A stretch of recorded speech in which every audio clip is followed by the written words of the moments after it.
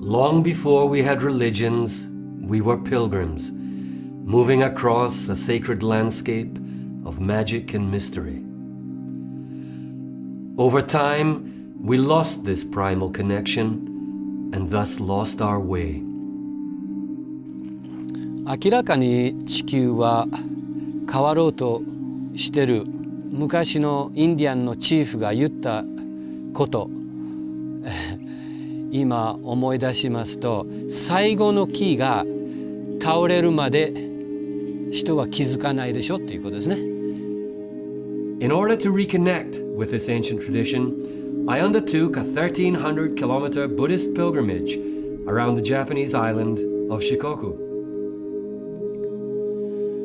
Far from feeling reconnected to it, I felt an escalating sense of chaos in the world.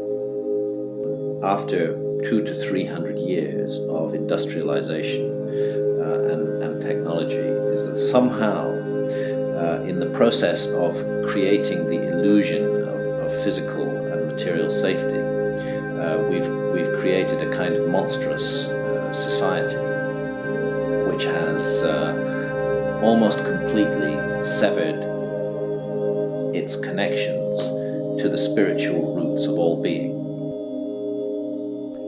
Why have we lost this connection, and how are we going to regain it, if at all? I set out on a new journey to explore this conundrum from the heartland of the old world through to the new, meeting remarkable men along the way. Pilgrim is a state of mind. It is nothing to do with actual travel. Pilgrim is someone who sees life as a journey, who sees earth as sacred, and earth as a sacred home. This is our sacred home, and therefore all our journey is a sacred journey. That's what makes you pilgrim. The journey led me to the shamanic top of the world in the high Andes of Peru, where I experienced the unspoken code of pilgrims who still revere the earth.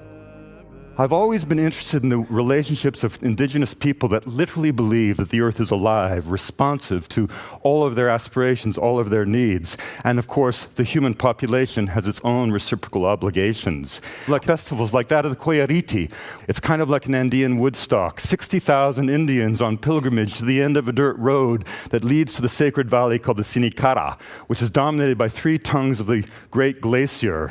The metaphor of the pilgrimage is clear. You go into the mountain as an individual, but through exhaustion, through sacrifice, you emerge as a community that has once again reaffirmed its sense of place in the planet.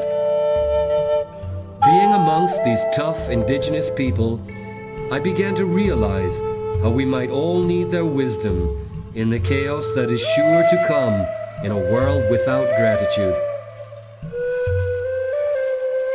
The answer to the problem that had propelled me on this journey will not come from our conventional leaders, through politics, or from any amount of money.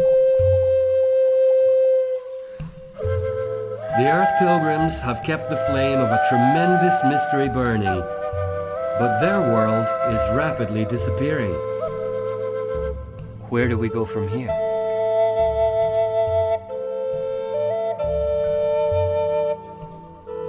He says, out beyond ideas of wrongdoing and right doing, there is a field. I'll meet you there.